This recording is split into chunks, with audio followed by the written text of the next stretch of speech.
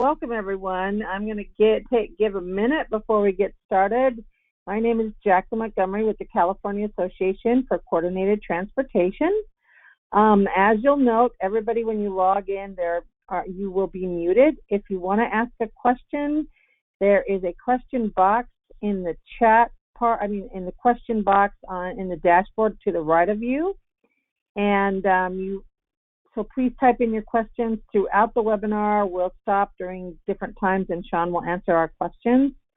I wanted to let everybody know that this webinar is not for the press and cannot be reproduced or recorded or published without the permission of CalAct and RLS and Associates. And with that, I'm going to take one more minute before I introduce our guest speakers. We are really fortunate to have Sean Oswald, who's really an expert in the field of drug and alcohol and has been working with CalAct and I think National RTAP for several years, and I know several state DOTs. So with that, I'm going to introduce Mr. Sean Oswald, who is a senior associate at RLS and Associates, Inc., providing public transportation consulting services to governmental entities, private firms, and nonprofit agencies across the nation. Mr. Oswald is an experienced project manager, compliance reviewer, and trainer.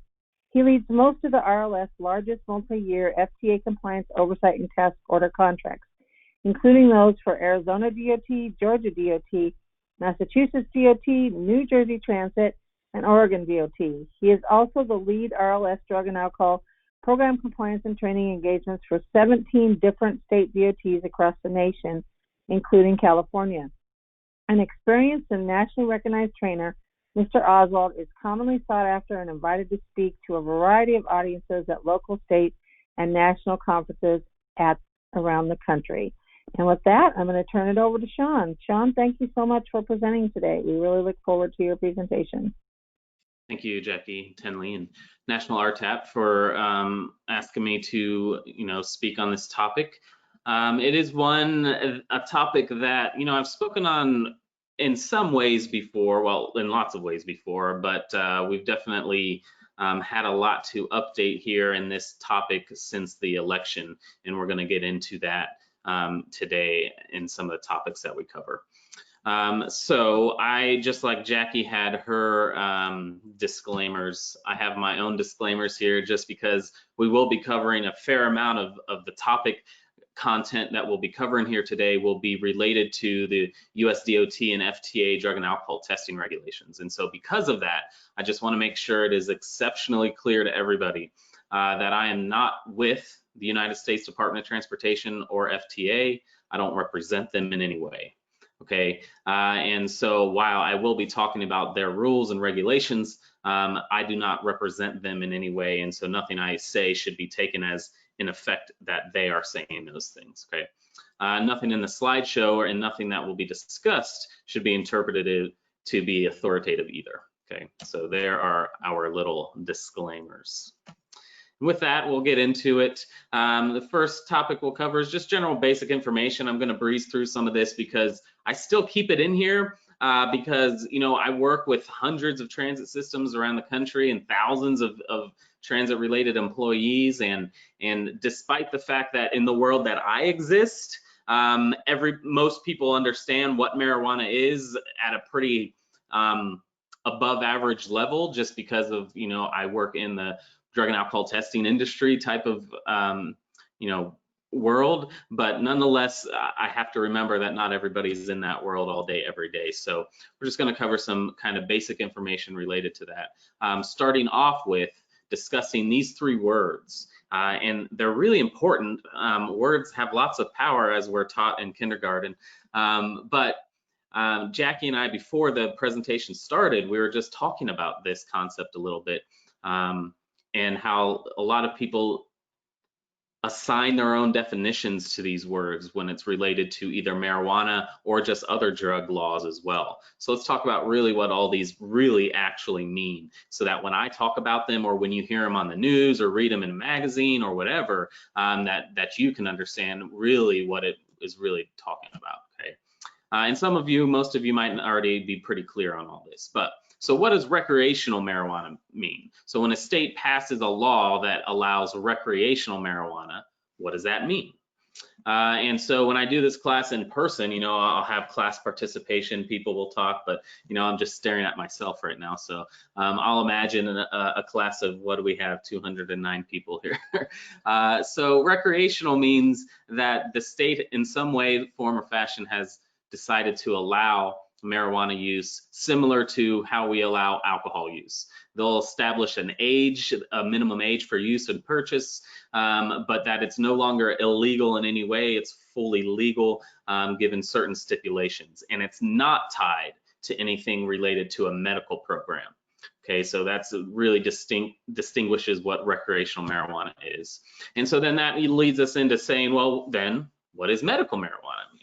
That one's a lot more easy to understand for most people, and that is a state has passed in some form or fashion some program that allows people, if they have a recommendation or prescription from a physician or other medical professional, that they may be eligible to utilize, purchase, and use and grow, and in most places, marijuana for medical use, but it's tied to a medical condition.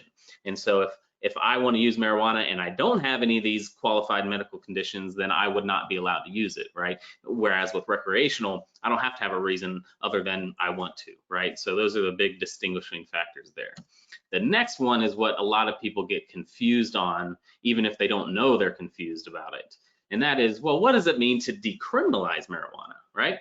Decriminalizing marijuana sounds awfully similar to the first one, recreational. I said, okay, it was illegal, now it's legal, that means it's been decriminalized, right? Well, yes, but when anyone in any official capacity, be it in media or public health officials or lawmakers, government bodies, etc., when they're talking decriminalized, decriminalized means that the drug is still illegal. It is illegal, okay? But decriminalized means if you get caught with a low amount, and there's other indicators too, but it's mainly tied to the amount that you have, that instead of you going to jail, you're going to receive a fine and probably a mandate to do some type of education or treatment program.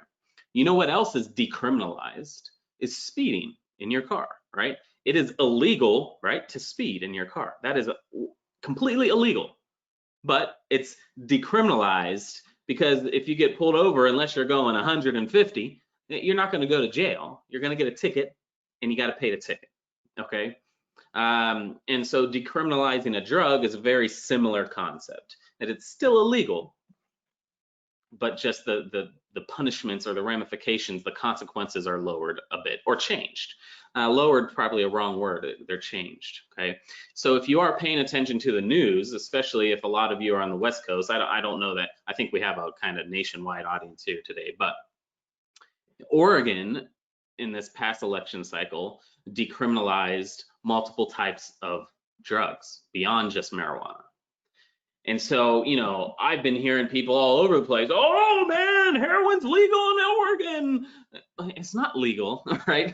It's been decriminalized. So make sure we're all really clear on what that means. And also another intent of this program, this training, this webinar, is to give you guys the information and the knowledge you all need to bring, hopefully, a good value-added training to your employee workforce. And I think this would be a great topic to add to part of your training element, is to make sure they understand, what does it mean when something's been decriminalized? How does that impact them? How does that impact what they're allowed or not allowed to do at work or at home? And making sure they understand all that, okay? So let's talk about a little bit more. So how many states have passed recreational marijuana? Does anybody know? Shout it out in your house if you're there. I can't hear you, but I'll imagine we have a loud roar of everybody shouting out the correct answer. We've had a pretty big change in this last election, and we'll talk about that more in a couple of slides. But right now, we have 15 states plus Washington, D.C. that have passed recreational marijuana laws, okay? So that's a pretty big number, and it's been drastically increasing in very short time, right? And we'll talk about that here in a little bit as well, how fast it's increased. So then, how many states have passed medical marijuana? Well, all 15 states that have passed recreational also have some type of medical. So of course we have at least those 15, but then we have another however many, I can't do math when I'm on camera, to get us to 36. 36 states have passed some type of medical marijuana. And on top of that 36, DC, Guam, Puerto Rico, and the US Virgin Islands have medical marijuana as well, okay? So, excuse me. So that's a lot of states, and that's not even including modified medical marijuana states where they've passed laws that don't allow THC but allow CBD, and we'll talk about that in a second. But on my slide right now, these 36 states, these are states that have passed general wide medical marijuana laws that do not prohibit THC. And so if I added the other states with CBD, well, that takes care of everybody except like 2 states. Okay, and I got a map for that here in a second. Okay, and that is this.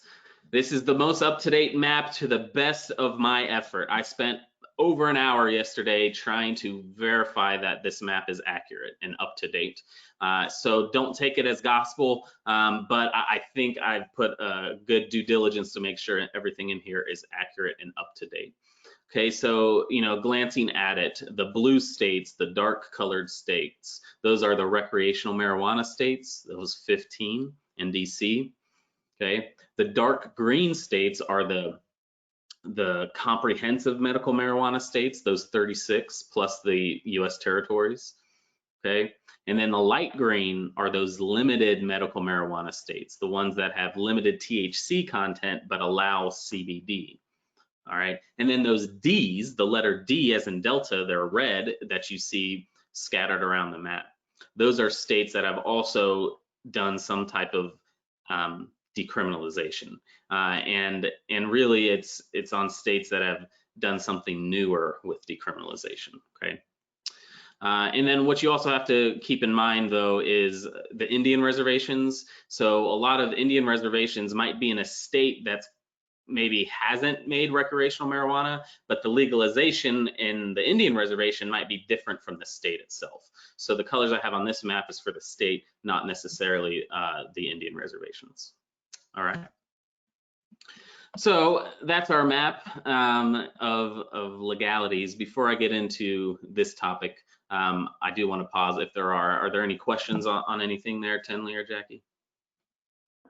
No questions so far, so keep rolling. All right. So common names, you know, I'm not going to sit here and spend much information on the common names for marijuana. I think we're beyond that point. But, you know, the business industry of cannabis, of marijuana, tends to use cannabis, okay? So by business industry, I mean those folks that are selling marijuana, growing marijuana, selling marijuana-related products tend to want to use the word cannabis versus marijuana. But, you know, the names that people call different drugs, but definitely for marijuana as well, differ based on demographics, geography, type of product, right? So what a group of 25-year-old people who use marijuana call it might be different than what a group of 65-year-old people who use marijuana, what they call it, okay? And geography, what is common in California may not be common in Vermont.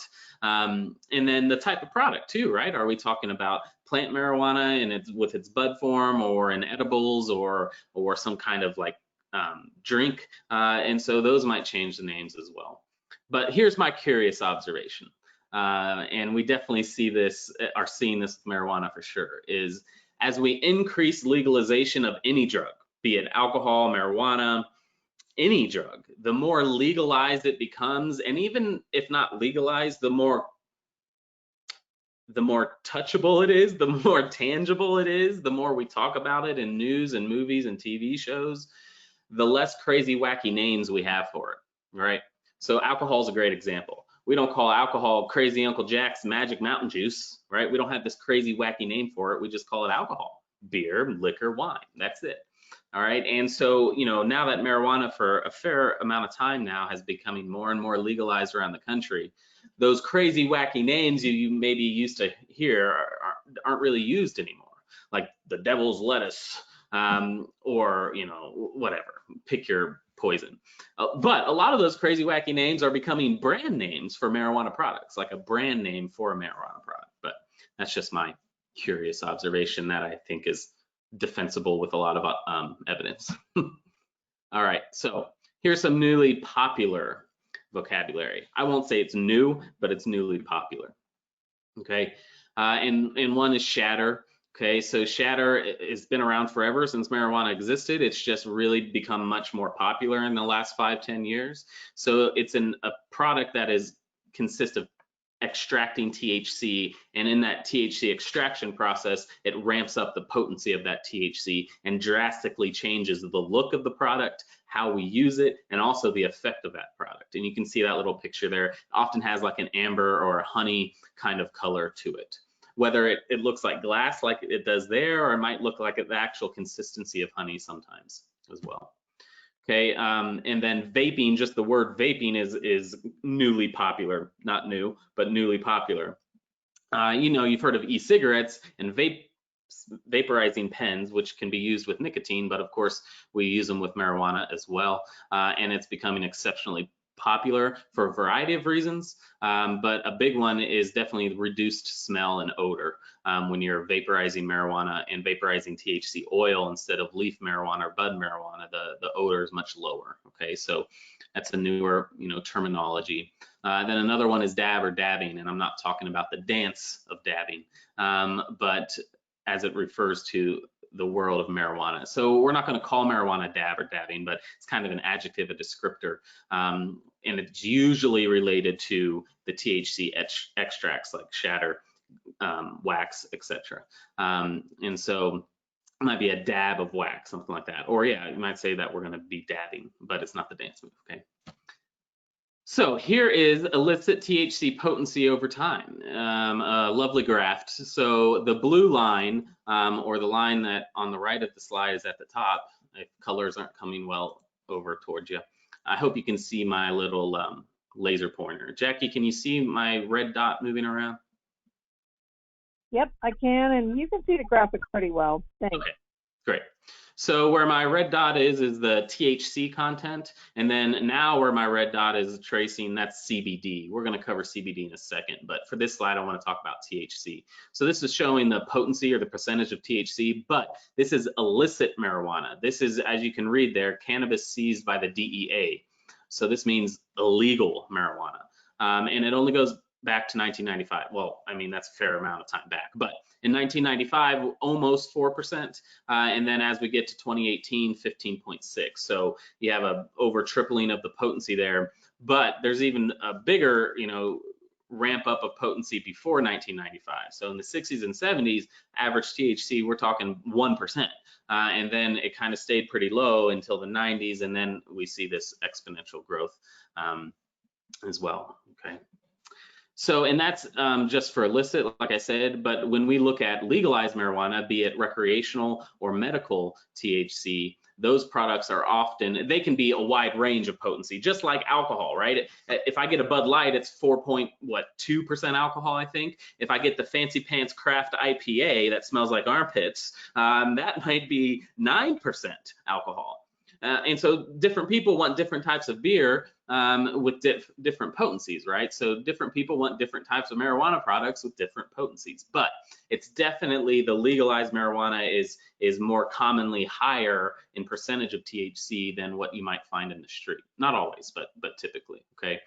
And we have marijuana products or plants now, marijuana plants that just grow out of the ground at 30% THC. That's incredibly stunning high amount of THC for a plant to just be growing out of the ground. But that's becoming almost normal now. And then we can take that plant that's naturally 20, 30% THC and process it and make these THC concentrates can be 60, 70, 80, or even higher percentage THC. Okay. So, I always say this kind of comparison. If I took person A and had them chug 2 liters of Bud Light, and I took person B and had them chug 2 liters of Jack Daniels, do you think that they would have a similar experience after chugging their respective 2 liters of alcohol? No, right? A person who chugged 2 liters of Jack Daniels is going to be incredibly different than the Bud Light person. And so, what are the effects of these marijuana products? Well, it depends on the THC level. We can easily understand that with alcohol. And so we need to start conceptualizing a little bit similar mindset with THC as well, as far as what does it do, how dangerous it might be for that person or for what they're doing, i.e. driving, going to work, or whatever. It's gonna big impact there. And we're gonna cover that in detail later. Okay, so let's talk about CBD. I've mentioned it a couple times now. You've certainly heard of it because now, after the latest Farm Bill passed Congress several months ago, they made a change to the federal law related to CBD. So now you're seeing CBD everywhere. Before COVID, I travel a lot for work. In the airports, they have these massage places. You go get a massage because you're sitting in the plane all day. I'm walking by one, and they have a sign up there that says CBD massage. And I was like, what? And so that was stunning, because, CBD is associated with marijuana, and you're in this airport with federal security and certainly not allowed to have marijuana through security. But then, CBD is kind of cordoned off and separated from the definition legally of marijuana because it's not this THC product. So let's talk about it. CBD is one chemical in the marijuana plant. THC is another chemical from the marijuana plant. Okay, they're the two main chemicals that we seek out of the plant for various reasons. CBD is much more commonly used on the medical side than what THC is.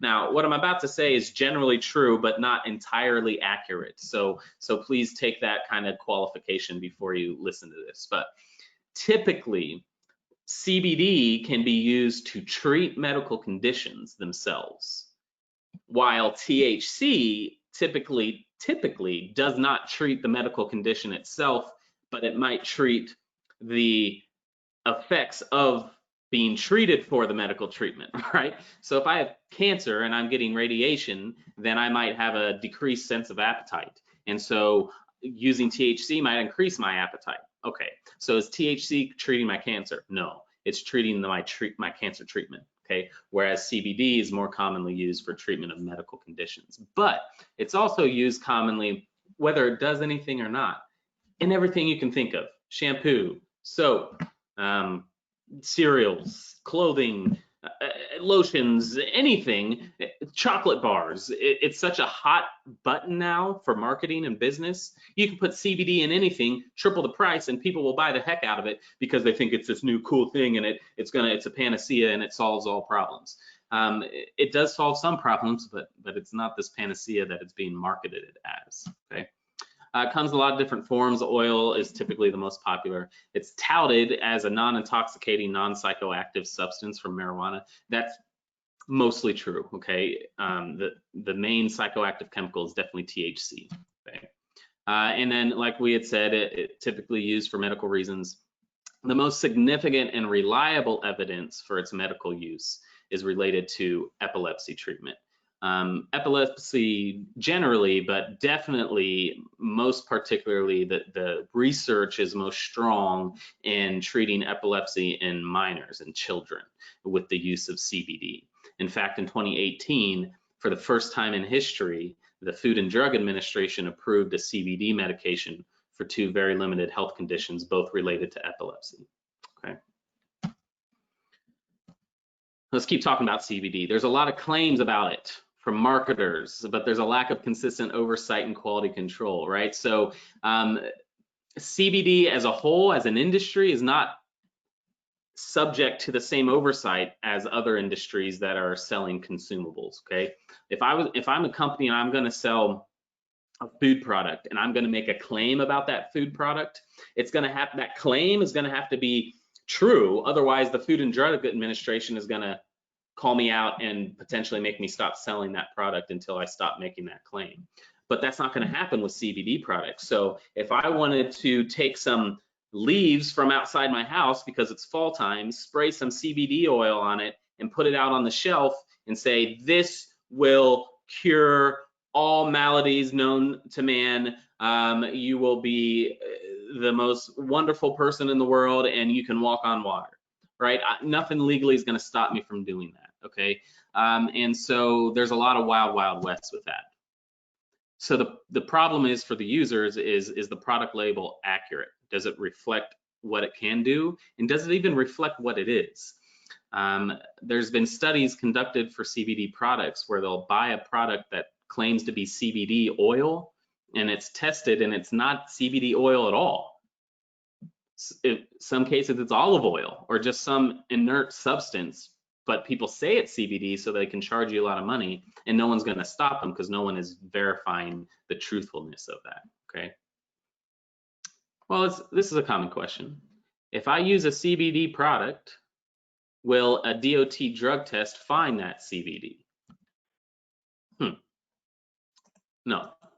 Okay. The technical answer is no. A DOT drug test does not test for CBD. When a DOT drug test says that it tests for marijuana, it's a little bit misleading. It's not misleading, it's just not accurate. We test specifically for THC. So CBD is not THC, right? We test for apples, we don't test for oranges. If I was testing you for an apple, I would not find that orange, right? So if the CBD is the orange and THC is the apple, okay? However, many CBD products can have, either by, just happenstance or by design, have remnant levels of THC, okay? And so the better question to ask is, if I use, I guess the better question to ask is it safe, I guess, more than anything else, okay? But so if you use CBD, will you test positive for THC? That question is, the answer is related to the apples and oranges, okay? If the CBD product has THC in it, there's a potential you test positive for THC, but it's because there was THC in it, right? I think that's clear.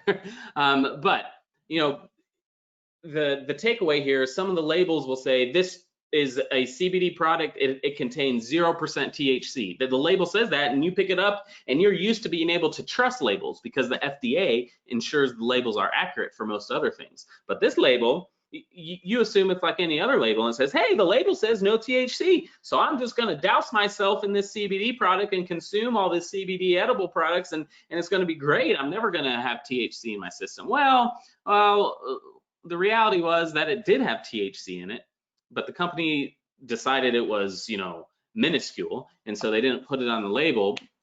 The thing about THC is, as a chemical, is it's fat soluble. So if you use it over and over and over again, it'll continue to build up in your fat cells and stay in your system for a long period of time. You may never feel high from these low levels of THC, but the possibility exists, and it does happen, that enough THC builds up in your system that you might test positive for THC. Okay. You have to use a lot of these CBD products with low THC levels, a lot over a long period of time to ever get anywhere close to testing positive for THC. But bottom line is, if you test positive for THC, and it was just because of this unfortunate circumstance of this fully legal CBD product, even legal federally CBD product that you used, it will still be positive. Okay, DOT does not have to care and doesn't care how or why the THC is in your system above the thresholds. If it is in your system above the threshold, the test will be positive, no matter the circumstance, innocent or not. Okay. How do people use marijuana? A lot of different ways. It's mostly still most common is smoking, but coming in more and more popularity is vaporizing, and that's almost surpassing your typical just smoke combustion techniques like pipes or blunts or joints. Vaporizing is becoming exceptionally popular. And then edibles, of course, have always been around it, but they're definitely increasing in their popularity.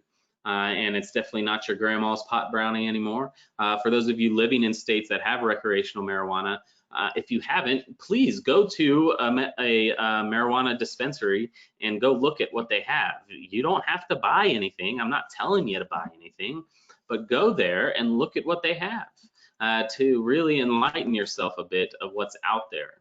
Okay, so here are some sample pictures of just marijuana, but also you see there on the bottom left, those are THC honey straws. All right, if you go to Whole Foods, you can get honey straws, and they come in like 70 different flavors, and you just pick out all these straws and they're delicious. But now, in some of these dispensaries, you'll have a similar thing, honey straws, but with 20 milligrams of THC. Okay.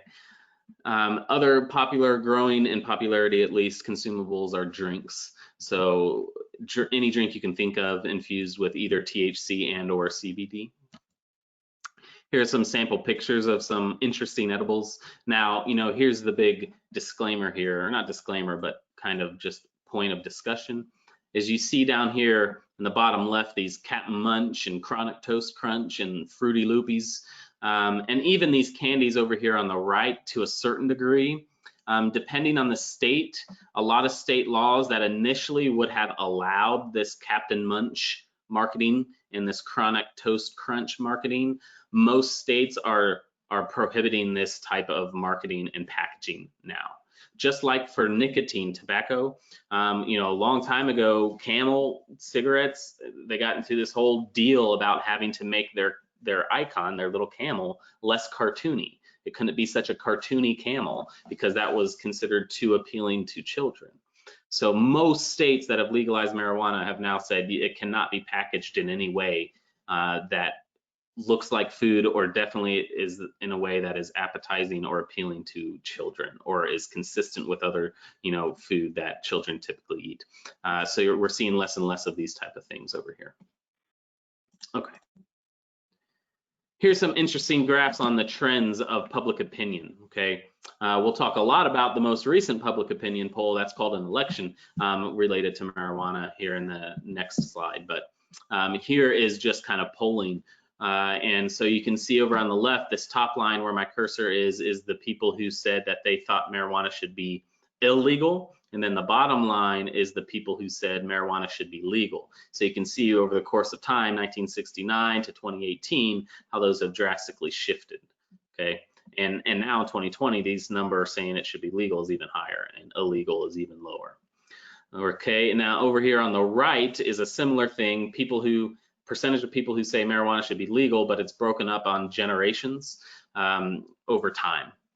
So this biggest drastic change that you see at this big U shape is the boomer generation, right? So in the 60s, they say, well, yeah, it should be legal. And then guess what happens? Well, I'll let you decide what happened in history here. 1980, nope, should be illegal, should be illegal. But then over time, drastically going up and up and up as the boomer generation gets older, tending to say, yeah, let's make marijuana legal. You can see all generations are trending up towards, yes, let's legalize. This bottom is the silent generation. Here is the Gen Xers, and then the top is millennial, okay? All right. Now, the most recent public opinion is not a poll, it's this election. But we also had election 4 years ago too, both presidential years, 2016 and 2020. So of course, what everybody talks about, as we should, is the presidential election. But other big things have happened in both of those election cycles as well. Let's talk about 2016 first. 2016, well, in the beginning of 2016, before the November election, we only had 4 states. Imagine that, okay? 2016, we had 4 states that had recreational marijuana. Here we are in 2020. What did I say at the first slide? 15 states, right? But in 2016, before November, we had 4 states. After the November election, we went from 4 and we doubled it. We went to 8 after the November 2016 election. We went from 4 states with recreational marijuana to 8. Then from 2016 to 2020, we had several more states legalized in the interim time period there. But then in 2020, this most recent election, we had 4 more states legalize marijuana on a recreational level, and that's listed there. Okay, so New Jersey, Arizona, Montana, and South Dakota all voted to fully legalize marijuana recreationally. And my asterisk next to South Dakota is because South Dakota did something pretty historic here as well. They voted in a single election to do both medical and recreational simultaneously at the same time. So before this election, they did not have a fully medical marijuana program, and they definitely didn't have recreational marijuana, and they did it all at once. No other state has done that. Every other state has typically, well, has done medical first in some way before they went to recreational. And South Dakota was the first to do it first by voter referendum, right? And then, but doing them both at the same time. So that's interesting. Okay. Now, here's an interesting little bit of statistics too. Those 15 recreational states, okay, Washington, Oregon, California, Nevada, Arizona, Alaska, Colorado, Montana, South Dakota, Illinois, Michigan, New Jersey, Massachusetts, Vermont, Maine, and then Washington, D.C. Those states make up 34% of the U.S. population. Those states, those 15 states, okay?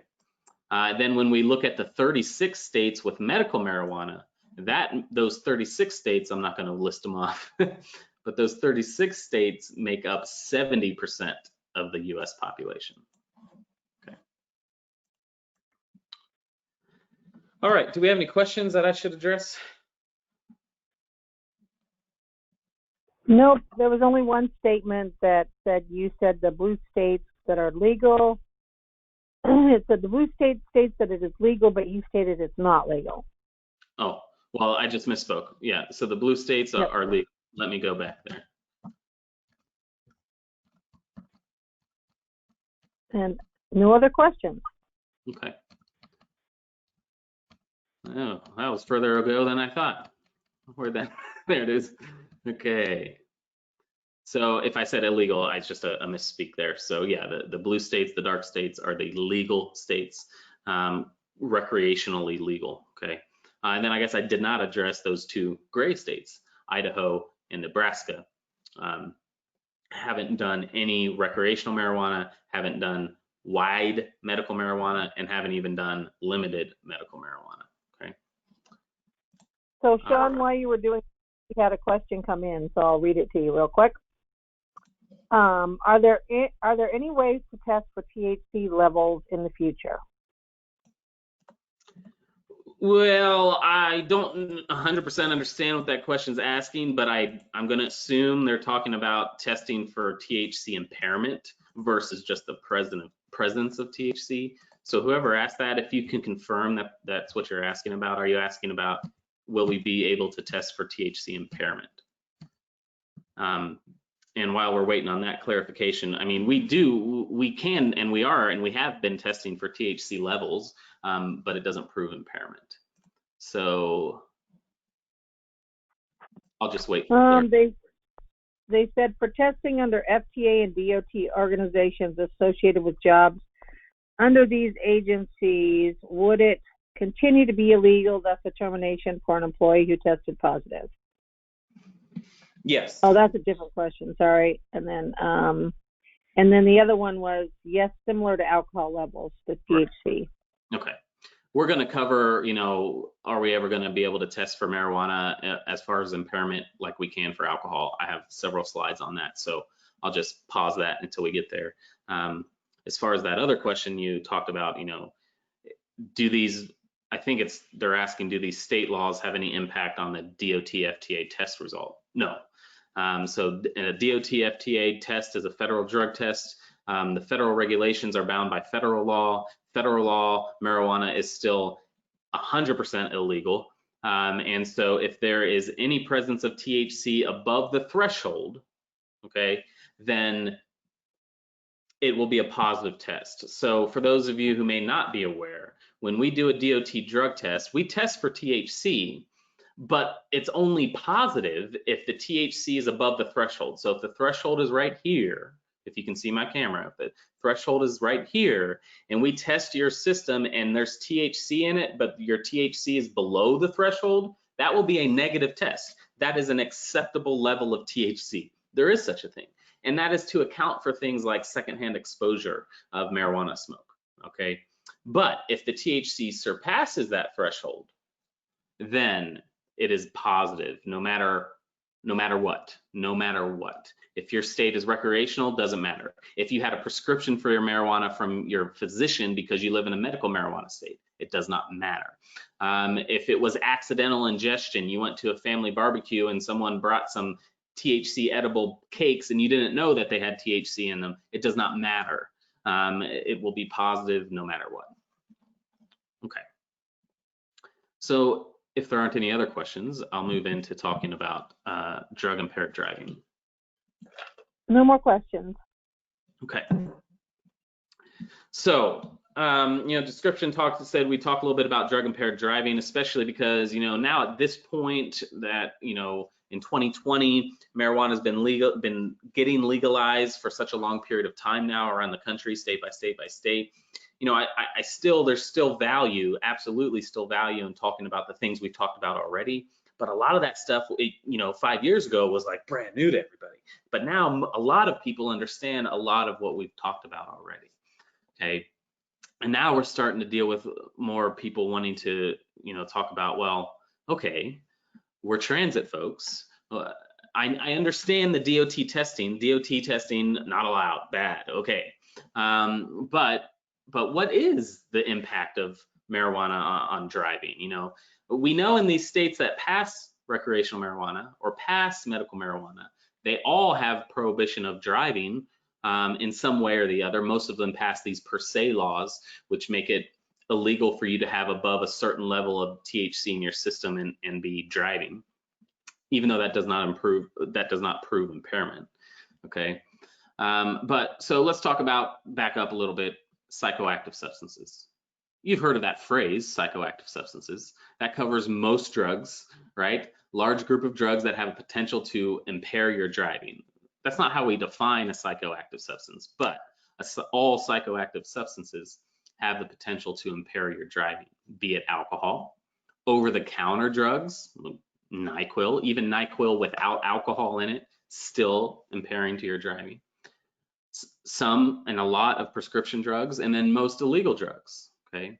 However, how those drugs, the mechanism of how they impair you, the extent to which they impair you, and the time that you're impaired differ greatly depending on the substance compared to another substance. And then even within a single substance, like marijuana, how it impairs you, to what extent, and for how long has a lot of other variables, even though we're just talking about marijuana. You know, did you smoke it or did you eat it? How high was the THC? How long ago did you do it? What's your body fat content? What's your tolerance level? Okay, so they're not apples to apples as far as how and for how long that they're going to impair you, okay? What's definitely not apples to apples is alcohol impairment and marijuana impairment. Now, within this conversation, we're going to talk about testing for impairment. And that's not apples to apples either, how we test for alcohol impairment and how we test for marijuana impairment. But even just the impairment itself, how alcohol impairs you is drastically different than how marijuana impairs you. Alcohol impairment is so well understood. There's an intense body of research, over 60 years of research on top of research on top of research related to alcohol and how it impairs us, okay? And that has a lot to do with the fact that it's legal and that it's extremely easy to study and to research, okay? And then also how alcohol is absorbed and eliminated from our bodies, it's different from marijuana. Alcohol is absorbed and eliminated at a regular rate across most demographics of people, right? So how fast alcohol gets into your system and how long it's in your system, how fast it gets out of your system is very regular, okay? And that's true regardless of the concentration of alcohol in your blood. So let me explain that. If you drink a lot of alcohol and you have a blood alcohol content of 0.15, the rate at which that alcohol leaves your system is no faster or slower than if you only had one beer and your blood alcohol content was 0.02. Okay, whether you have a lot of alcohol in your system or a little bit of alcohol in the system, the rate at which it leaves your system is the same. And that is different for a lot of drugs, but definitely for marijuana too. With marijuana, it's kind of exponential. The more THC in your system, the faster it's being eliminated from your system. The less THC in your system, the slower it's being eliminated. Whereas for alcohol, it's standard no matter what. It's regular no matter what, okay? And then with alcohol as well, observed impairment correlates directly with the amount of alcohol in our blood, in our body, okay? That is what's so different between alcohol and marijuana as it comes to testing for impairment, okay? And I have some graphs to talk about this, but if I'm drunk and I'm exhibiting a lot of signs and symptoms of being drunk, slurred speech, unsteady on my feet, maybe violent, loud speech, uncoordinated, unsteady gait, I have all these things. If I test myself, I'm gonna have a lot of alcohol in my system. Okay, yeah, makes sense. And as my impairment goes down, then when I test my body, my alcohol will be going down at a same rate, right? Really drunk, really high alcohol content. Not very drunk, not very high alcohol content, okay? Marijuana is not that way. We'll show that in a second. I can have a ton of THC in my system and not be very impaired. And I can be really impaired and the detectable level of THC is really low. Okay, a lot of people don't know that. A lot of people don't understand that. But that's the big takeaway, I hope, from this class is how much alcohol is in your system directly correlates with how drunk you are or impaired you are. With marijuana, the amount of THC in your system does not correlate to how impaired you are, okay? And what is also different from alcohol to marijuana as far as impairment is concerned is you all are familiar with breath alcohol content. When we test someone's breath, our breath passes through our lungs. It's filled with blood vessels, and so the breath, we're testing breath alcohol, but the breath alcohol is the same, is correlated to our blood alcohol because of our breath passing through our lungs and with those blood vessels, okay? So, or capillaries. So what I'm getting at here is when I have a 0.02 and when you have a 0.02 BAC, we both have 0.02 BACs, we may not be showing our impairment in the same way, but our impairment will be the same. Right? So you've heard of, oh, he can handle his alcohol, but he cannot handle his alcohol. He's a lightweight and he can really handle it, right? Well, just because you don't look drunk doesn't mean you are not impaired. So if two people have the same BAC level, their impairment will be the same generally, okay? That's with alcohol. And we've proven that over and over and over again for 60 years, over and over and over again. There's no debating that, okay? However, with marijuana, if I have X nanograms per milliliter of THC in my system and you have 2X nanograms per milliliter, so you have twice as much THC in your system than what I have in my system, I might be more impaired than you are. So marijuana doesn't impair our bodies the same way as alcohol in that way either. I could have more marijuana in my system and be less impaired than somebody else because of how THC, the mechanism of action of impairment in our body, okay? All right. So marijuana impairment. The interest and ability to conduct quality research on marijuana at all, let alone marijuana impairment, is extremely infantile. It's really new. We've done it for a long period of time, but it hasn't been good research. It's not reliable research for a lot of reasons. The main reason is marijuana is still a Schedule I substance. The vast majority of research in the world, let alone the US, is federally funded. And so federally funded research cannot fund or cannot fund in the same way if I'm studying something that is federally illegal, okay? And so it's extremely difficult. If I want to study marijuana, I have to have some huge backers with a lot of money because I have to have a lot of security in place. I have to have a lot of procedures in place. Versus if I'm just a mom and pop research body and I want to study alcohol, I go down to the gas station, buy some Bud Light, right? So there's less barriers to alcohol research, so we know more. We're learning more and more drastically about marijuana in research all the time. But nonetheless, that's a big reason why we don't have a lot of answers. It's not because we can't know, it's because the research bodies just don't have the same level of access to studying, okay? But what we do know is the absorption and elimination of THC in our body is much different, okay? I've already discussed that a little bit. When you consume alcohol, like beer or liquor or wine, when it's in our body, it chemically changes into ethyl alcohol, and ethyl alcohol is what is impairing into our body. That chemical, ethyl alcohol, is water soluble, while THC is fat soluble.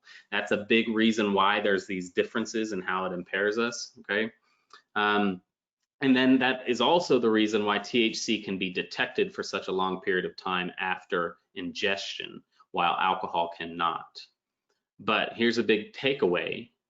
Detecting THC is not impairment. So detection is not impairment, right? Just because you have a positive test for THC does nothing to prove if you're impaired. I can test positive for marijuana today for something I used 4 days ago or 4 weeks ago, depending on how much marijuana I use. That doesn't mean that today when I took that test, I was impaired. However, if I test positive today, right now for alcohol, I'm impaired today, right now, because of alcohol, right?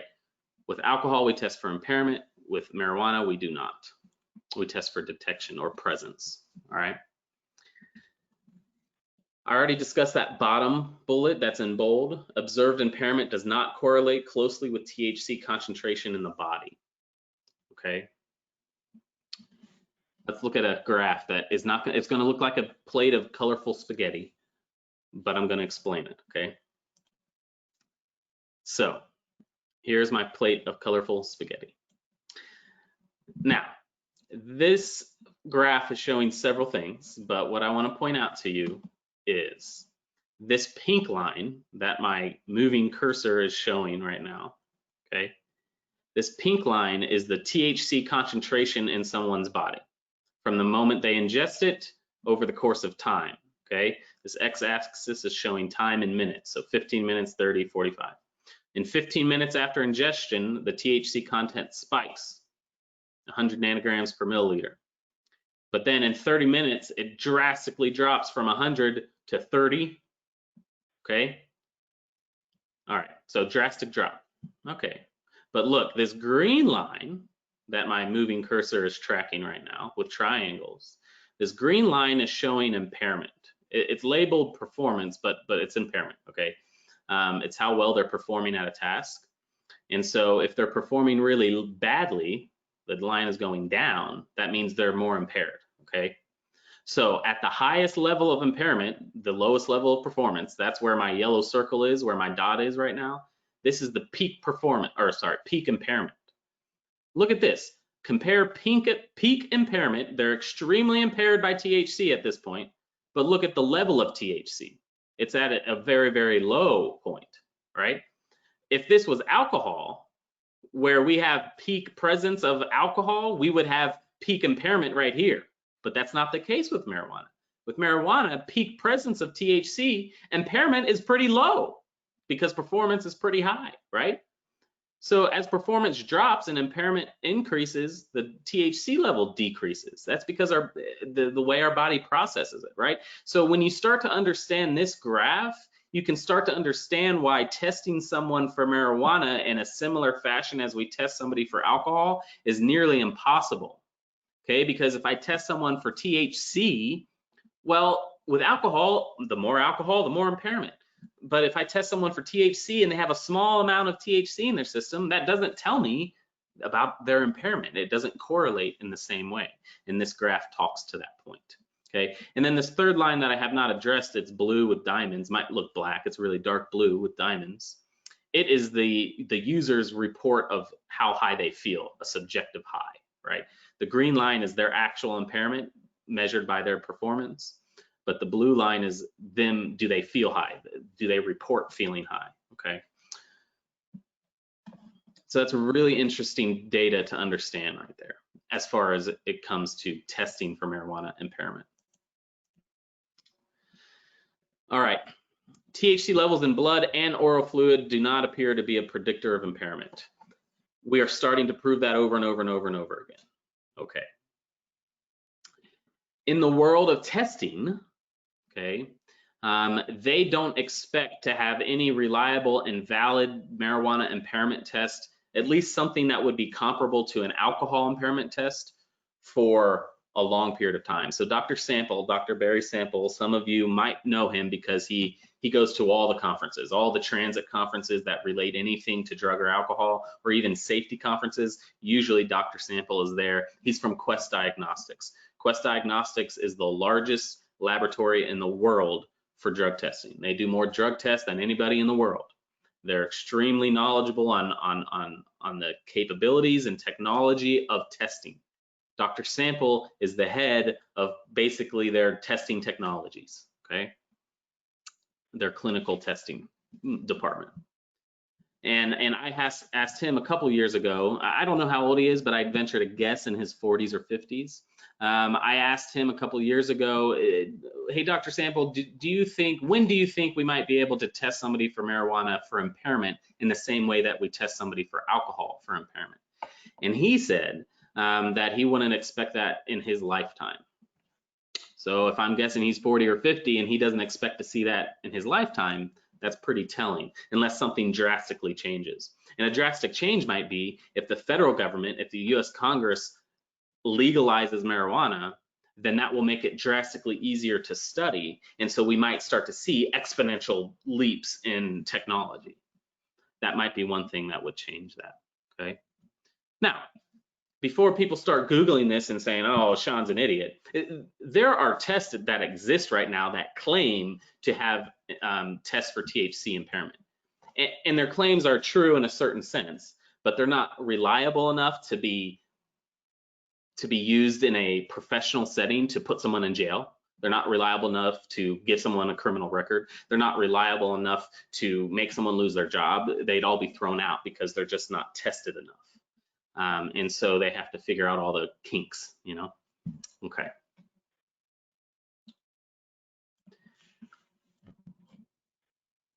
Before I move on, do we have any questions that have come in, Jackie? Just one comment and kind of a question. It says, so do people with higher fat content hold THC content longer than a thin person?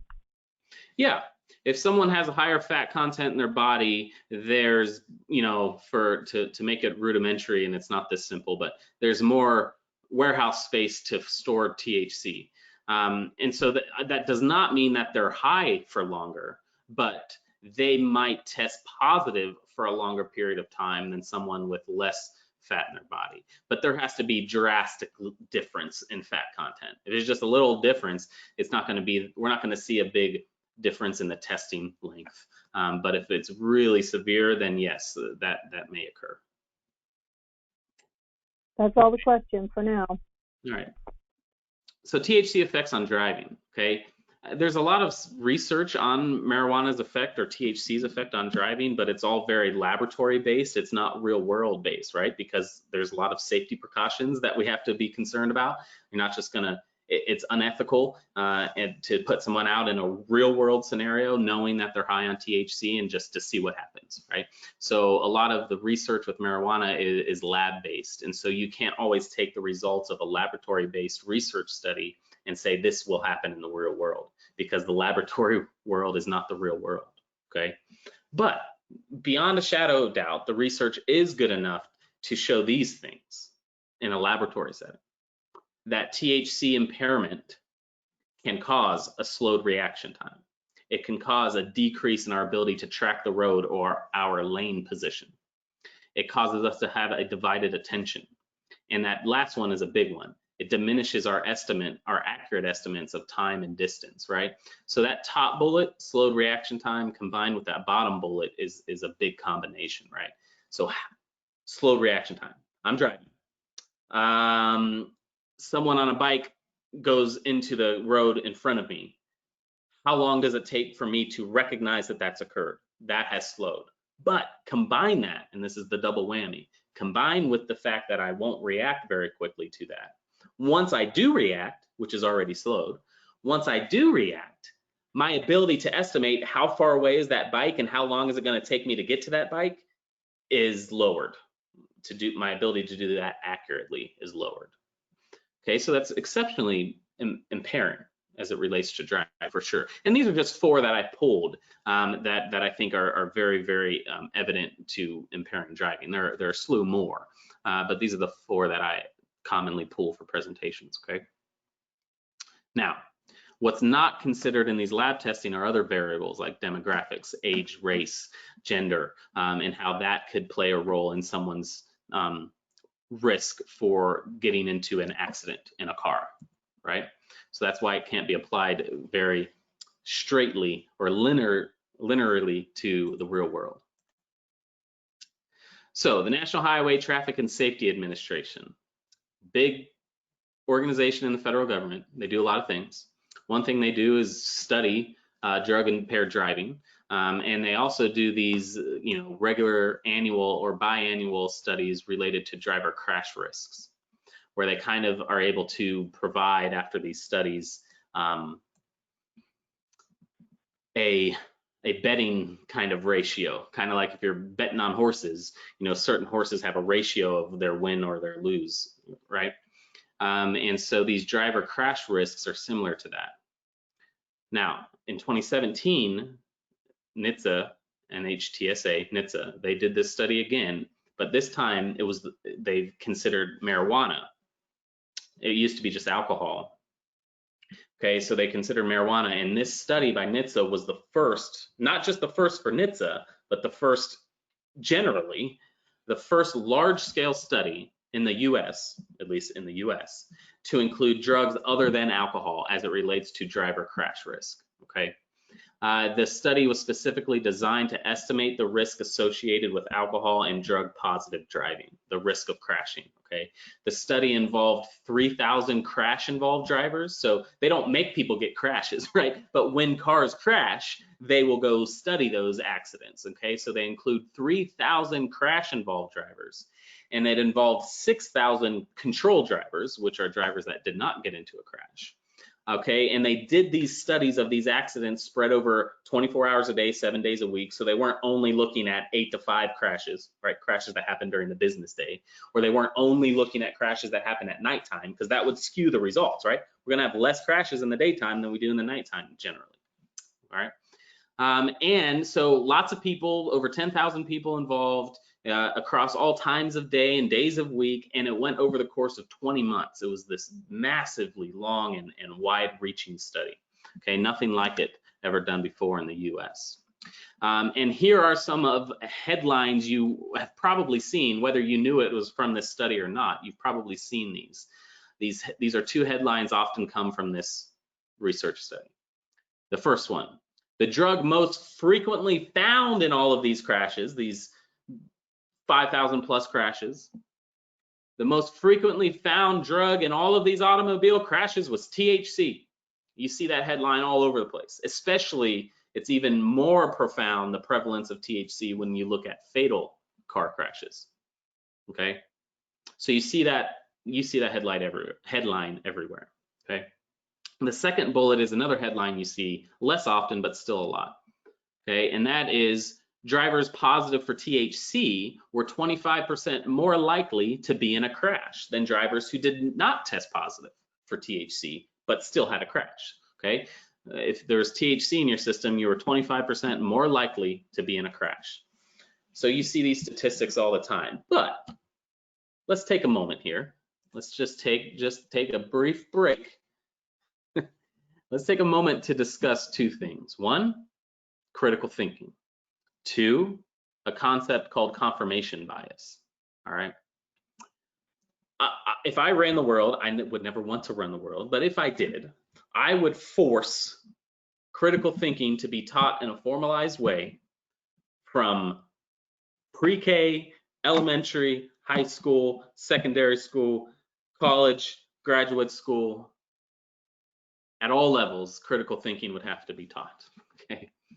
And then confirmation bias is this, you might have heard of this, especially if you've gone and gotten a college degree, but confirmation, and if you've ever had to do any research, confirmation bias is a phenomena where we as the US and in the world has done such a large amount of research on every topic you could ever think of, that no matter what opinion you hold, I promise you there's a research study that will confirm your opinion. If you think apples ought to be orange instead of red and green, there's probably a research study that says why apples should be orange.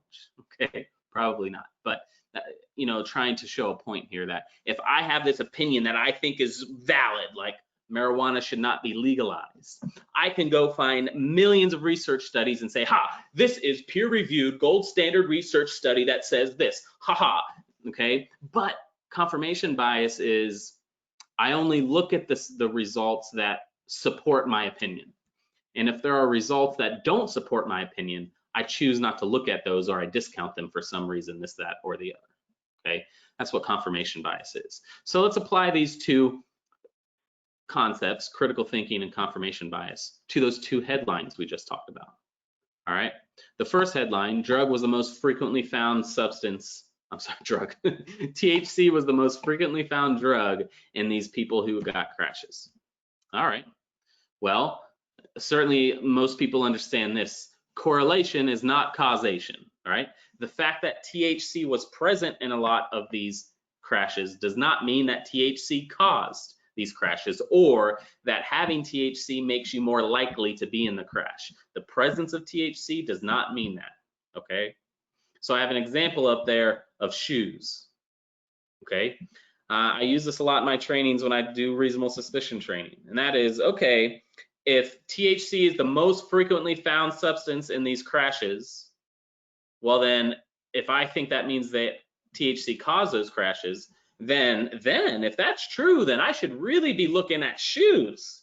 Because you know what about 99% of these schmucks had in common who got in vehicle crashes? Those idiots were all wearing shoes. 99% of them were wearing shoes. Right?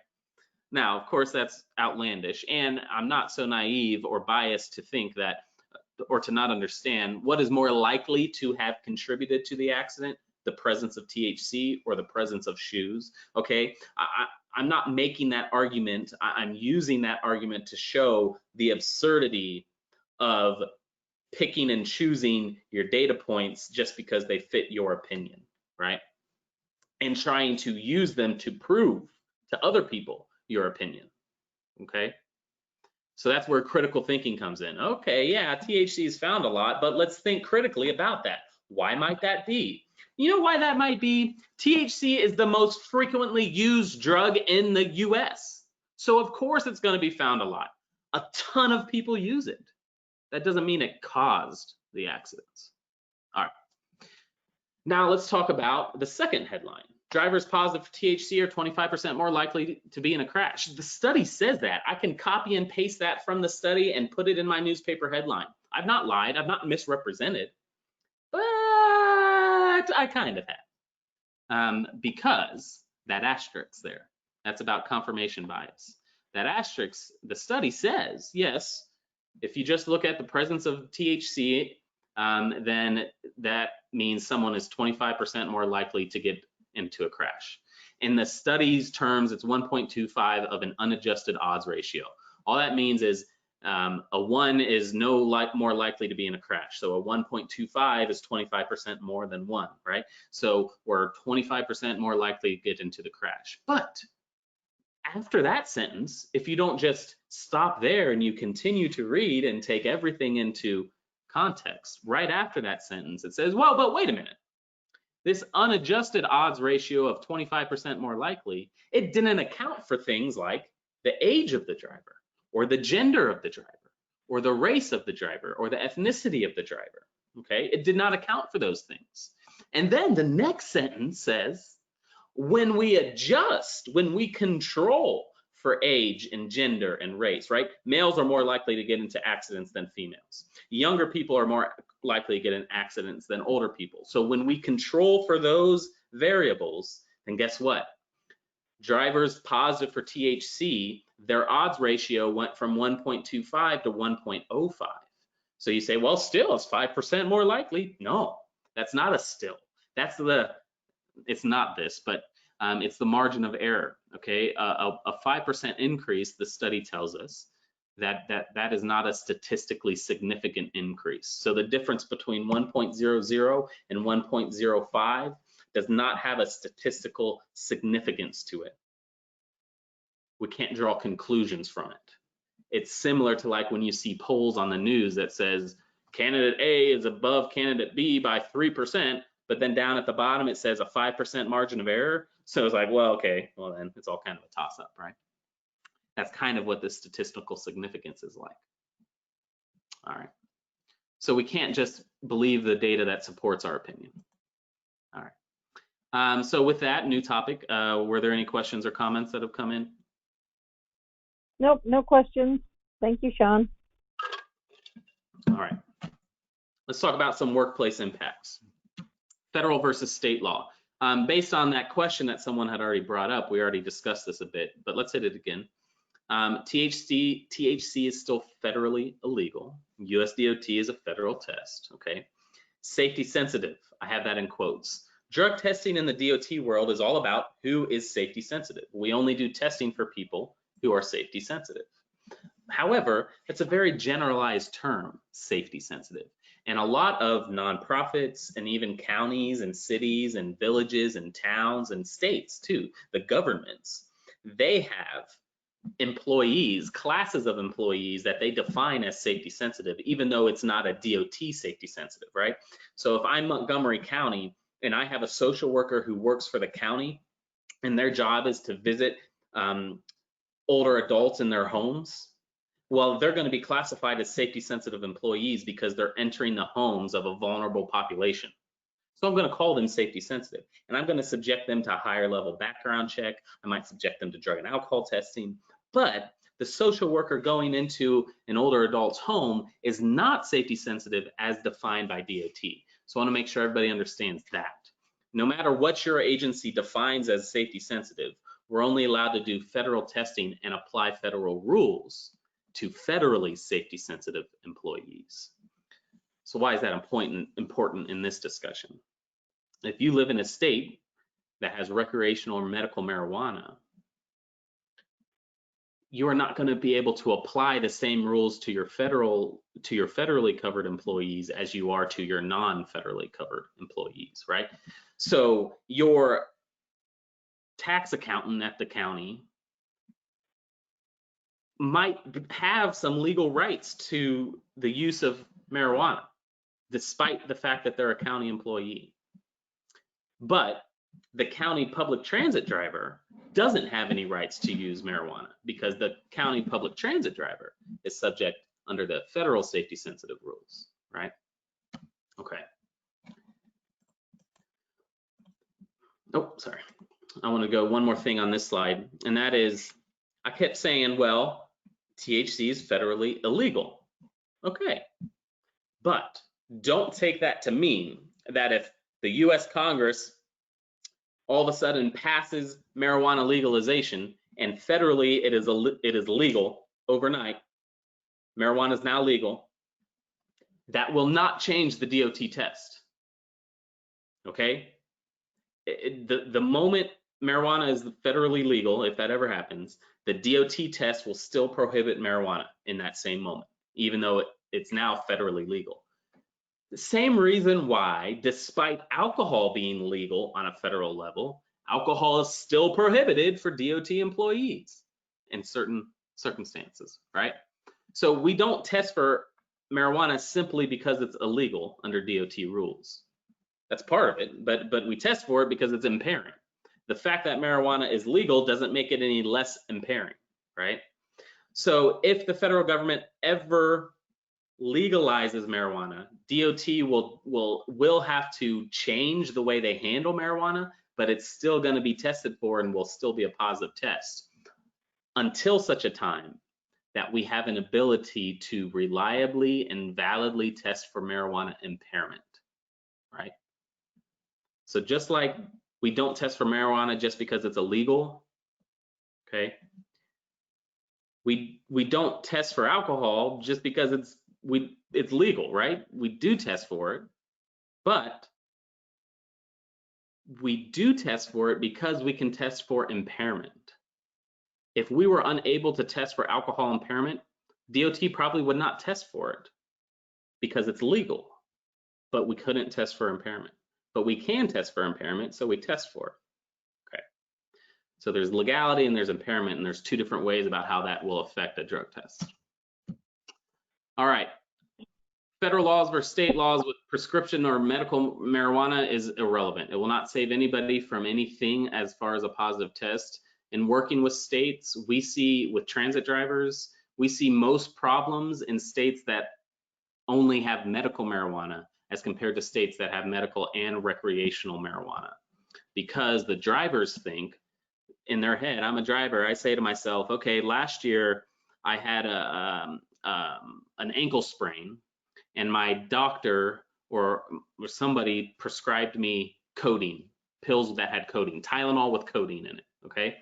And it just so happened when I was taking those Tylenol with codeine, I got selected for a random test. And I remember I went and got the test, and then the medical review officer called me, and I was real nervous because I knew I was taking the codeine, but the medical review officer called me and they said, hey, Sean, we found codeine in your system.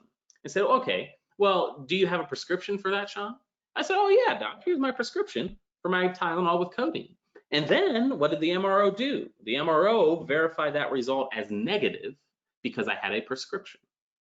And so now, a year later, same employee, now my state just passed medical marijuana. I say, oh, My state has medical marijuana.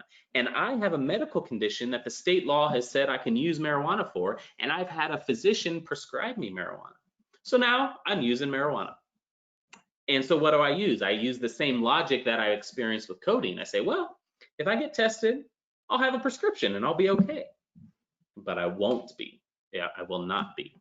Prescriptions will only save you from a positive test if they are a prescription valid with the Controlled Substances Act.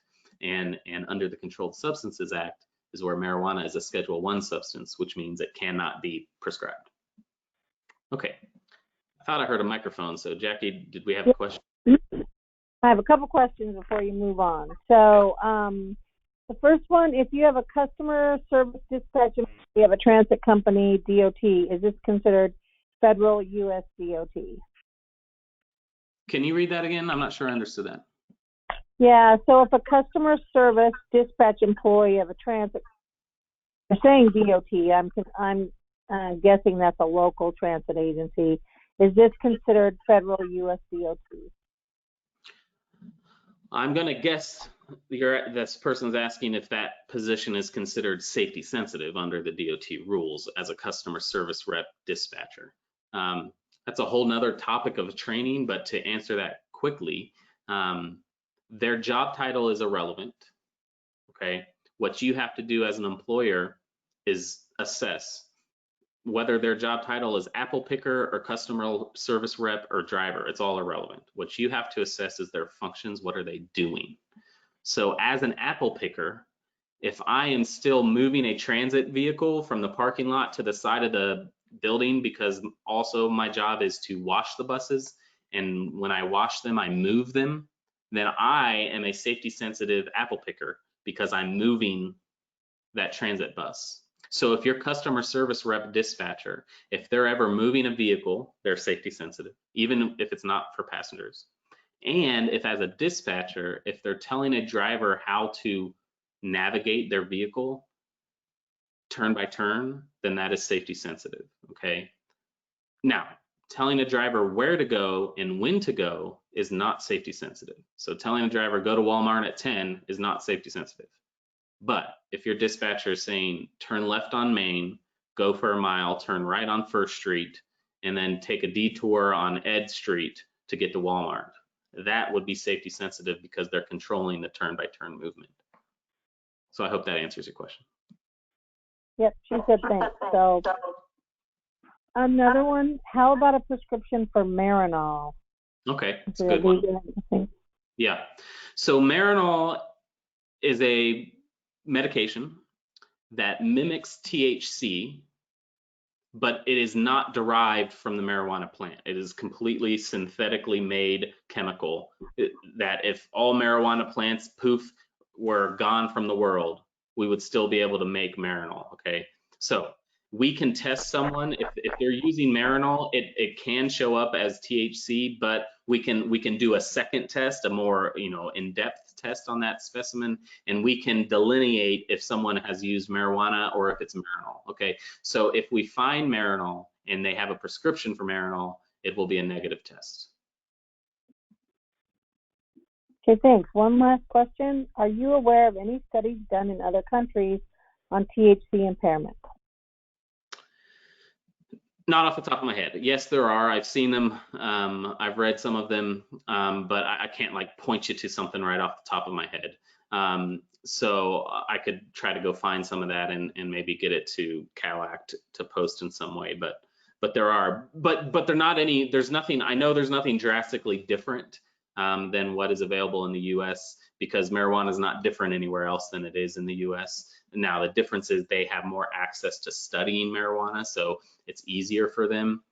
However, still the majority of all research is done in the US, so we still have that limitation. But maybe I'll try to find some, and if I find anything worthwhile, I can give it to Jackie.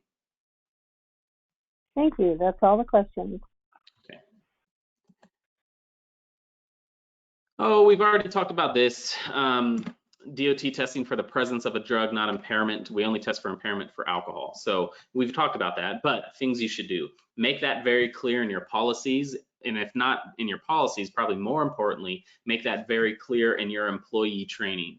All of you are doing training for employees when they get onboarded for safety sensitive positions, because you're required to under the federal regulations. But I implore you that you please, if you do updated training, you know, annual training, not only upon hire, that you take the time and effort to make a training that is valuable and is not just to get a check in the box to say, oh yeah, we did training. Look, I'm a good transit executive director. I did some training on drugs. But if it's just like this generic stuff, or it's a repeat of what you've already done and it doesn't really mean anything, then what change are you affecting? What safety are you enhancing, right?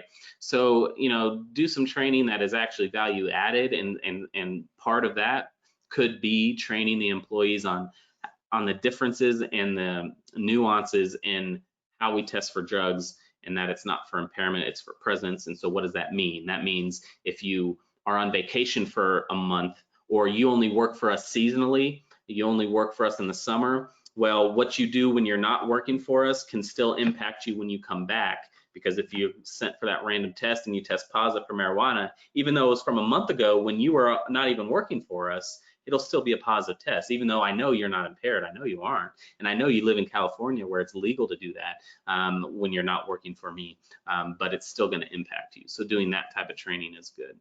Okay. And then also in your training, making sure your employees understand it's ultimately their responsibility to avoid inadvertent or inadvertent contact or ingestion. And so that could be from secondhand smoke or passive exposure, but it could also be from inadvertent ingestion, right? So edibles, a lot of them are just infused with THC. So there's not like bud marijuana in there, right? Whereas before, if I had a piece of cake or a brownie that had marijuana in it, I would know it because I would see it and I could taste that marijuana. And if I didn't want that, I thought it was a regular brownie, I could spit it out and say, wait, whoa, wait a minute, I don't want that. But a lot of the edible products now, you can't even taste the THC, the marijuana, right? Because it's just THC infused. And so if I go to a friend's house, which I shouldn't be because of coronavirus, right? But if I go to a friend's house and they have some new cool kombucha in the fridge, but I didn't read the label, and the label says it's a THC infused kombucha, and then now I might test positive. Okay? So they have that responsibility. And even if they are the Truman Show and they have a drone following them around, recording them 24/7, and they can prove in a court that they didn't mean to do it, it's not going to save them from the positive result. If that THC is in your system above the threshold, it is positive. All right. We've already talked about how we don't test for CBD, but how you should caution your employees about what it is and what it's not, and all the misrepresentation of the marketing that, you know, it says it can help with this, but does it really help with that? That alone should be part of your employee training, but also you should cover, okay, it might say that there's no THC, but there's no guarantee, there's no oversight authority ensuring that that's the truth. Okay, so here's an example of how that can happen and how that does happen. The CBD that products that you see in like CVS and Walgreens and these big national chains, they're selling CBD products that are acceptable under federal law, because they want to be able to ship them across state lines, right? And they can only do that if the CBD they're using is acceptable under federal law. Okay, now there are CBD laws that are state laws that are different from what the federal law allows. The federal law allows CBD products to have up to 0.3% THC. So if I have 0.4% THC, now I'm not allowed to, I'm violating the federal law now, okay? However, if it's 0.3% or less, then I'm within that federal law, okay? So when does that get checked, that level of THC? It's not in the final product. When that THC level gets checked is at the grower. So if you're gonna grow marijuana plants under the federal CBD law, then there are oversight people that will come and test your crops on random or as needed. They'll test your crops. They'll test a sampling of your marijuana plants. And if they do a sampling and a certain percentage of your sampling is over 0.3%, they'll burn all your crop, okay? But if they test your crop and you're below 0.3%, let's say you're 0.29, okay, good, everything's good. They leave you alone. And then you take that product, you sell it to a manufacturer, right? You're just the grower. You sell that to a manufacturer. There's things the manufacturer can do to take that plant that's 0.29% THC and increase the THC that they're now going to put into a product and put on a shelf. Okay, so the THC levels can go up, even though the label will say less than 0.3% or 0%. That doesn't mean that's actually what's in that bottle. Okay. And so what are the impacts for testing positive? That's what you can cover with your employees. We've already covered all that. All right, so before I move into this last topic of FAQs and myth busting, do I have any other questions or comments, Jackie? We have one question. Can CBD be absorbed through the skin? Yes. So a lot of the CBD products you'll see are going to be like lotions or shampoos or soaps. Can it be absorbed through the skin? Yes. You also see like bubble bath, CBD bubble bath, things like that. So if you buy a CBD lotion that has some level of THC in it, will the THC get into your system? The technical answer is yes. However, it's a very low absorption, first of all, but it does absorb. Now, what we don't know, because of the challenges in research, is exactly how much lotion would you have to use to get enough THC in your system to test positive?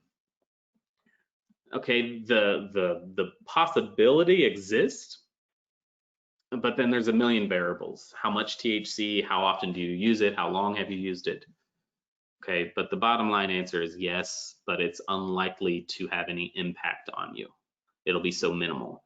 It's kind of like poppy seed bagels, right? Sometimes people think, oh, I can't eat a poppy seed bagel, I got a pre-employment test tomorrow. No, right? Poppy seeds do show up, can show up as an opioid in a drug test, but you would have to eat a mountain full of poppy seeds, so many poppy seeds that you would die before you'd have enough in your system to test positive on a drug test.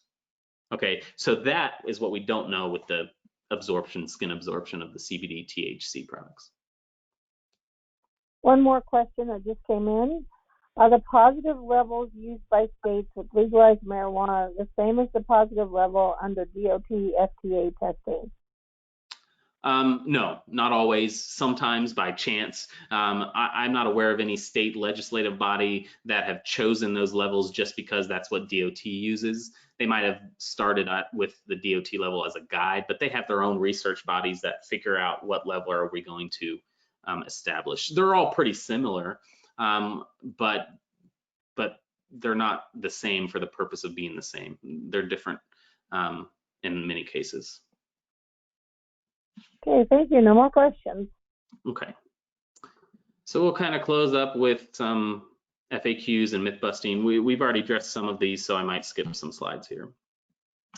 Passive exposure to marijuana smoke. Can someone test positive for THC from secondhand smoke, also known as passive exposure? Kind of the same answer as that lotion question. Possible, yes. Likely, absolutely not. But possible, yes. Does it happen? Yes. Okay.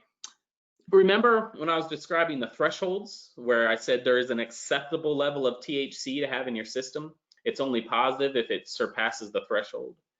That threshold is for a lot of reasons, but the main reason that threshold is established is to protect against positive tests from passive exposure. All right. There is a fair amount of research on this, and that is the typical exposure to marijuana smoke is not going to be enough to have you test positive on a DOT test. Okay. What it would take is sustained over a long period of time, repeated exposure to high levels of secondhand smoke. So if you're just in an outdoor area, even a crowded outdoor area like a big music festival, and you love, I don't know, John Mayer, and you go to John Mayer's concert because you love John Mayer, but everyone around you is just blazing on marijuana. and they're all smoking it, and you're not because you're a trans driver, but there's a lot of smoke around you. The high likelihood is you are not going to test positive in that scenario. Where you might is in scenarios like indoors, no ventilation. So maybe you're a bus driver, your spouse is not a bus driver. You live in California, you don't smoke marijuana, but your spouse does because it's legal with state law. But you do it in the, she or he, your spouse does it in the bedroom with the doors closed and it's wintertime, and you're sitting in bed reading your book, and she or he is just puffing away all night, every night, and it's really strong, high THC levels, then there's a potential that you might test positive. Or if you're on a big road trip and they're hotboxing inside the car, first of all, it's extremely unsafe and extremely illegal. But closed windows, lots of smoke, then yeah, you might test positive. So it takes those really extreme circumstances. Okay. I use marijuana on my vacation. I wasn't stoned at work. What's the big deal? We've already discussed this. I'm not going to hit that again. It's that whole we test for use, not impairment. Okay. As a transit employee, can I use CBD products? We've already discussed this, I think, at length. So the discussion you should have with the employees is it's a matter of can you versus should you. It's also a matter of over-the-counter and prescription, right? Prescribed CBD products are subject to a lot of oversight, whereas over-the-counter, the stuff you buy anywhere without a prescription is not. So the risks and the variabilities are much higher with that. And then the safety concerns is the biggest one for me. Okay, is you don't know what you're putting in your body because they could be selling you snake oil, right? You just don't know what you're putting in your body because there's no oversight. Okay, so CBD has the potential to harm you in high levels, and it can happen before you're even aware of it, is what some of the research is showing. It's not extremely harmful, but it has that potential. So you just got to know what those risks are. Also, combining CBD with alcohol or other central nervous depressants like alcohol, they can slow brain activity. And so, that can increase your risk of sedation, drowsiness, leading to, those kinds of injuries that you might think of. Okay, so that's just one example. All right, and so it's really, that's the kind of discussion that you should be having, I think. All right, with employee and education, here's just some interesting statistics here. On a recent study, it was an anonymous online survey of lots and lots and lots of people, and it involved people from all 50 states. Okay, they were polled about marijuana use or opinions on marijuana. And one outcome of that was over 50% of people who took it who were marijuana users said that it was safe to drive while high on marijuana. Okay, with no qualification, right? And then what's interesting here too is older age and less education predicted beliefs that driving high was safe. There was a higher likelihood that as people were older or had less education, that they were more prone to believe driving high was safe.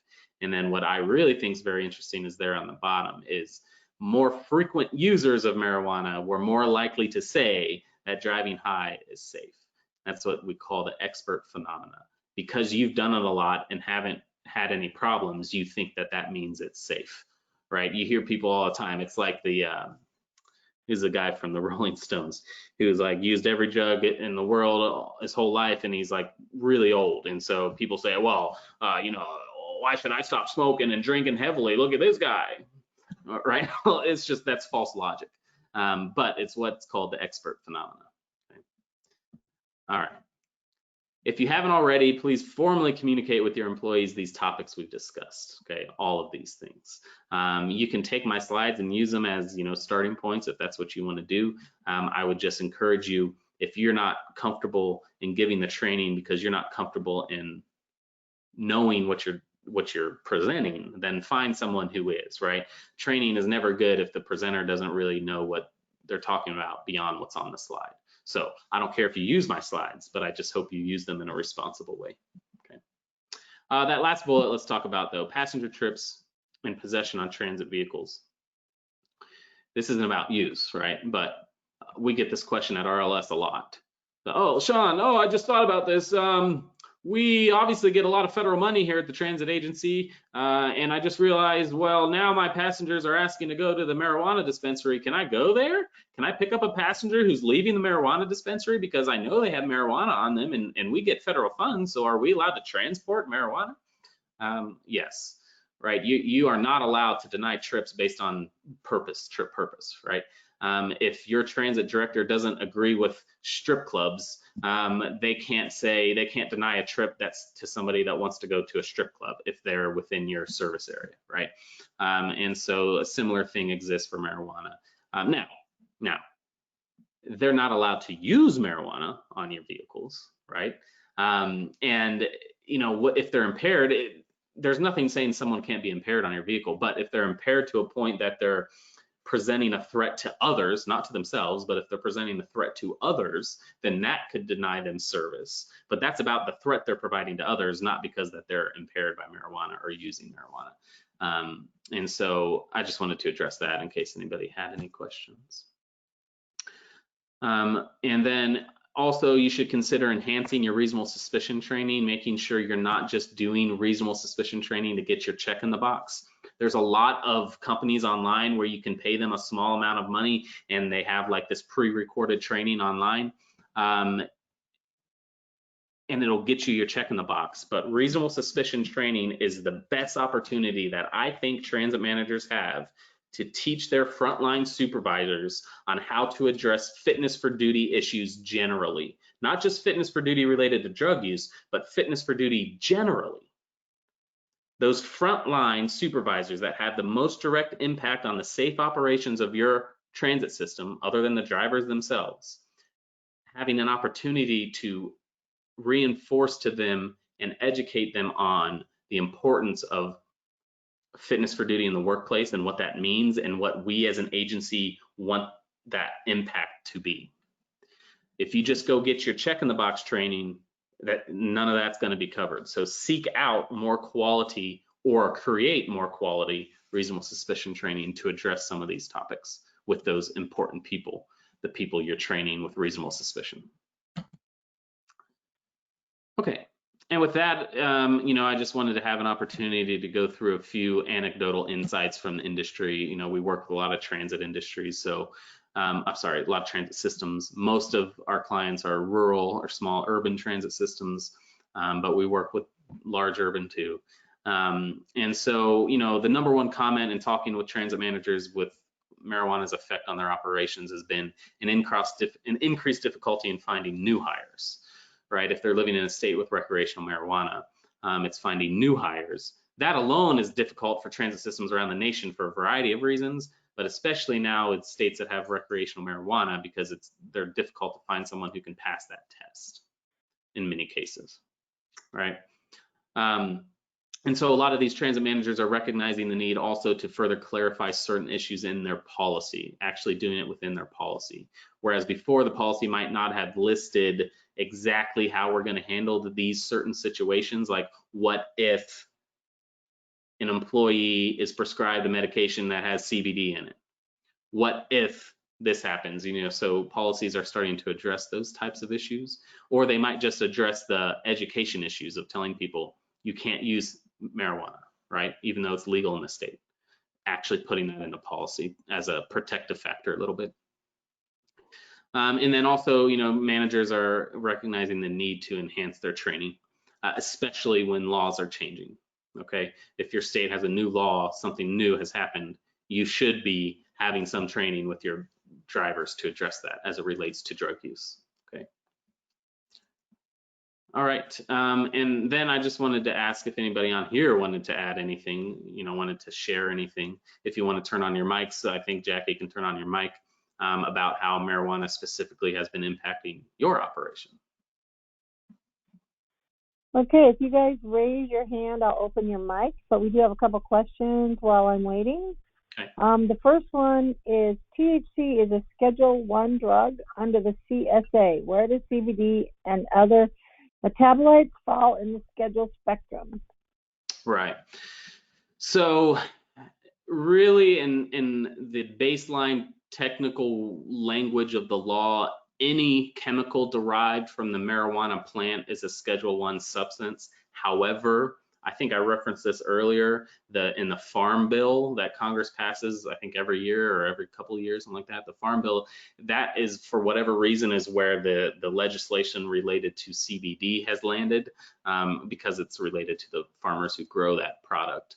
But they have changed the definition of within the law to kind of cordon CBD out of the definition of marijuana as it exists in the Controlled Substances Act, right? So does CBD exist on the Controlled Substances Act? Not really. It's more about how much THC does that CBD have, and then that will dictate kind of if it falls in that Schedule 1. And then Okay, next question. go ahead. Oh, go ahead. I was just going to say What's other the difference? drugs. Oh, Sorry. go ahead. I was going to say other drugs that we test for fall on different schedules of CSA, right? So oxycodone, I believe, is a Schedule 2 substance, but then codeine, I think, is a Schedule 3. Don't quote me on that, but the different drugs we test for, they fall on different schedules of the CSA. Okay, the next one, what's the difference between hemp and marijuana, if any?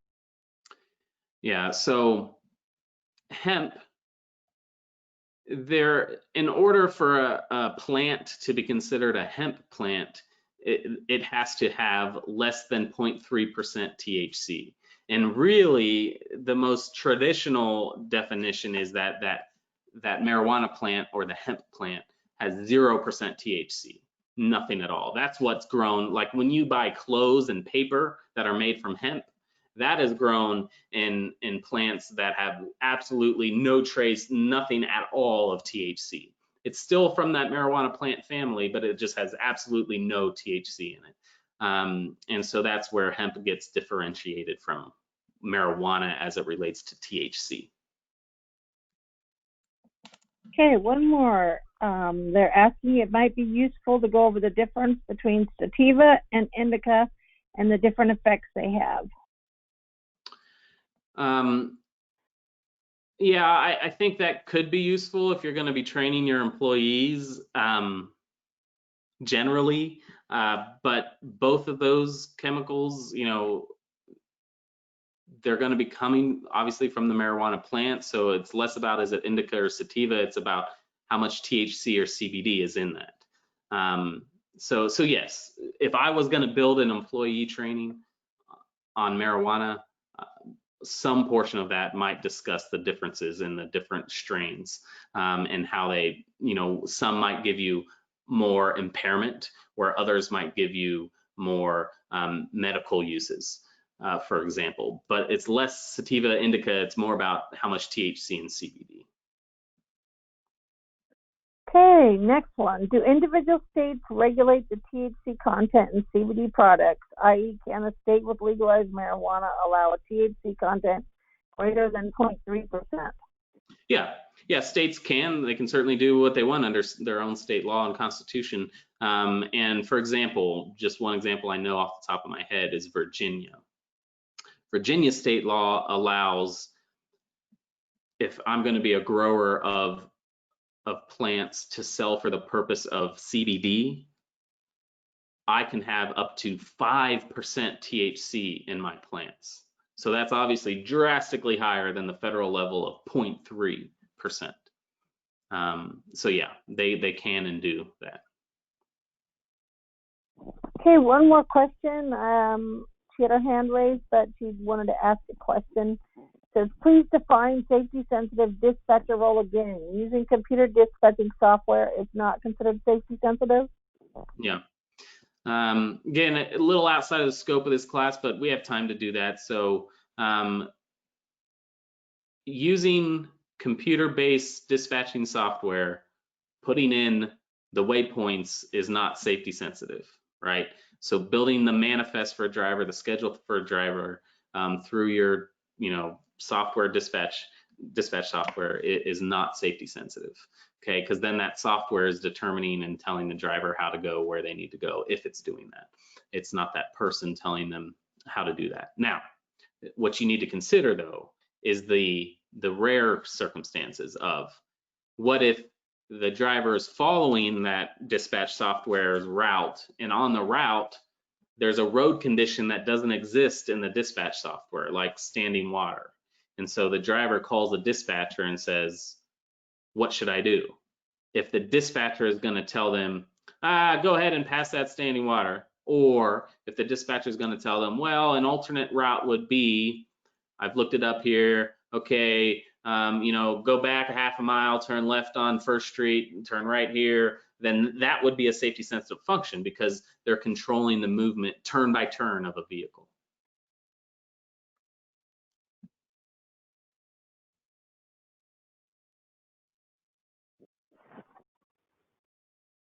Was there anything else, Jackie? Nope, no other questions.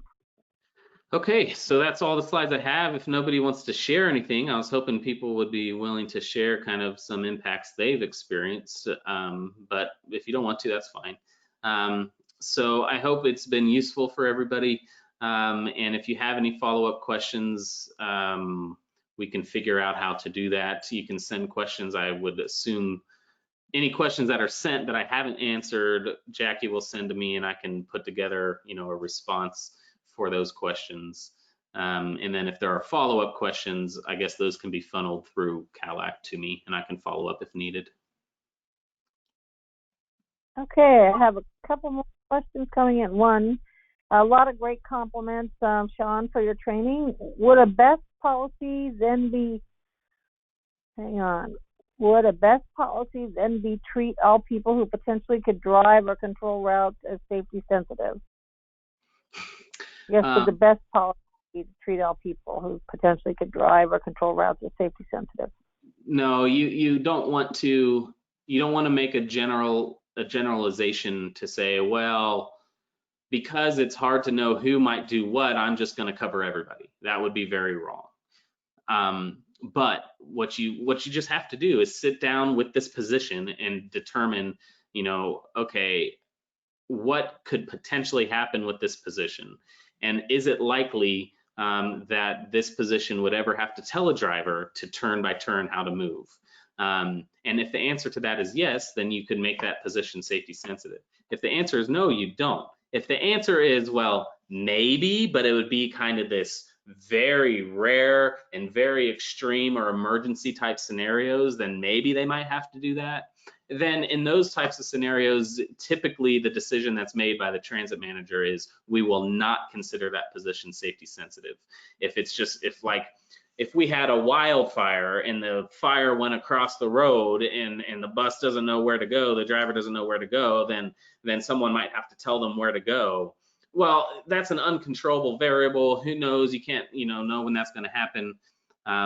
And so, that position may not be safety sensitive if that's the only reason, that the only safety sensitive thing they might do. But if it is written into your procedure somewhere that if a driver has a question on routing, that question will be provided to the customer service rep who will research appropriate routes and tell that driver, even though that's not common, if that's the set standard, then yeah, that customer service rep would be a safety sensitive employee, but only for that specific purpose, which then impacts when you're allowed to test them. But that's a whole nother class.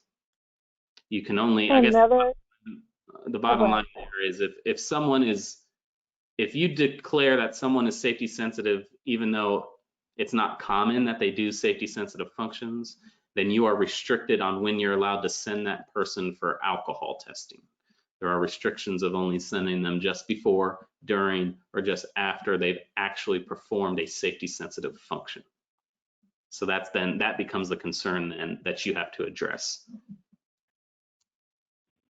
Okay, the next one is how do you handle the use of Crackum? Okay, so Crackum is a substance that usually gets talked about when you talk about opioids. We don't test for it, but Crackum is it is a specific substance, but it's also something that gets marketed inaccurately, right? And so there might be some products that say that they're kratom or whatever they're going to call it, but that have THC in it, even though it's called kratom and people don't think about kratom with THC. Or it's called kratom and it has codeine in it, even though traditionally kratom wouldn't have codeine. But now I've used codeine without a prescription, and now that codeine might show up. So how would I handle it in the workplace? Is that's definitely just something I would hit on in training. Not really something I'd address in a policy, but I'd just hit on the topic in a training sense, just educating them on what it is, what it's not.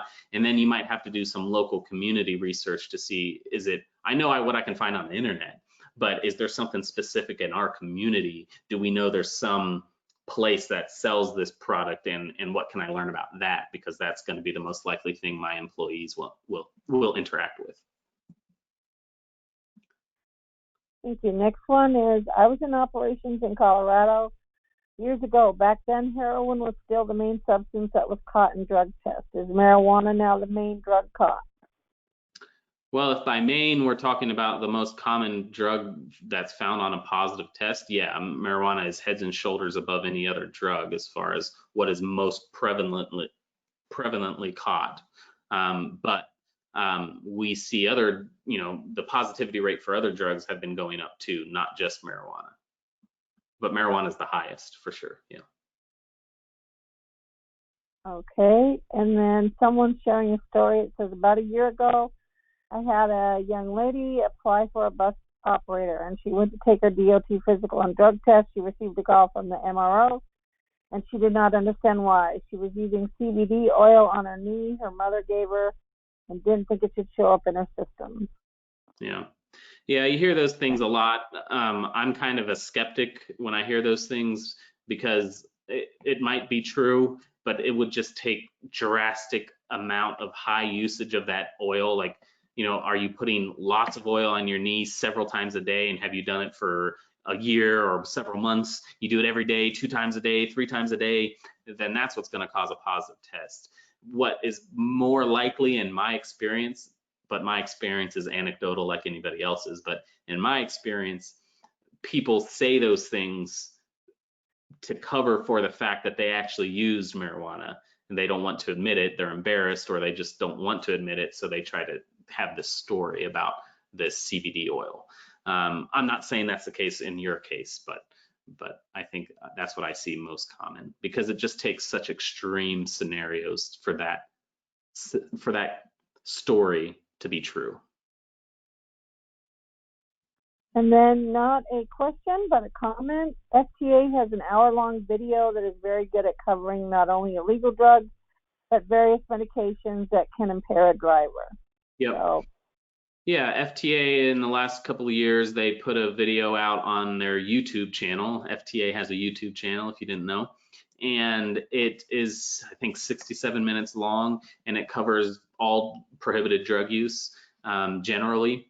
And it is pretty good. And it also meets the requirement for you guys as employers. You have that requirement to provide 1 hour of training for new safety sensitive employees upon hire. You have to give them 1 hour. Well, this video is 67 minutes, so it meets that requirement too. So that's good. And it's free. And National RTAP. National RTAP has a training too. National RTAP has on their e-learning module, they have a drug awareness training. That was built for the specific purpose of meeting that FTA 60-minute requirement. The advantage with that National RTAP one is it's trackable. You can assign a training to someone that they have to take it. They have to prove the system tracks how long they're in the training, so you can prove that they actually spent 60 minutes, and then they get a certificate. So there's that option as well.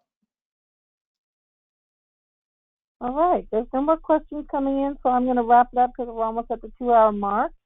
But I want to thank National RTAP and the Transit Research Board Rural and Inner City Bus Committee for hosting this webinar today. I wanted to let everybody know also that the recording and the PowerPoint for the webinar today will be posted on the CalAct and National RTAP website. Probably give us till next week to get that done. So you can look for that and share it with your staff. But I also want to let you know that I know CALAC and National RTAP both have drug and alcohol trainings that ROS and Associates have done that are posted on both of our websites. And CALAC will be featuring a reasonable suspicion probably next January or February training with ROS. Sean will be doing that for us. So look forward to that if you'd like to join us. But we do make sure that people are paying attention and are meeting the requirements for the reasonable suspicion training. And with that, if you have any questions, you can email me, Jacqueline, JACKLYN @calac.org, and I'll be happy to forward them to Sean. And Sean, we've had a lot of great compliments coming in that say this was very informative. They really liked how you were able to boil it down to an understandable layperson info. So I just want to thank you again for your presentation and your willingness to always do amazing training for us and all the rural and small agencies out there. So thanks a lot, and I hope everyone has a great and healthy and safe and happy Thanksgiving this year. Please stay safe, everyone, and keep doing the great job that you're doing. Thanks, everybody. Thank you, everybody. Stay safe. Thanks.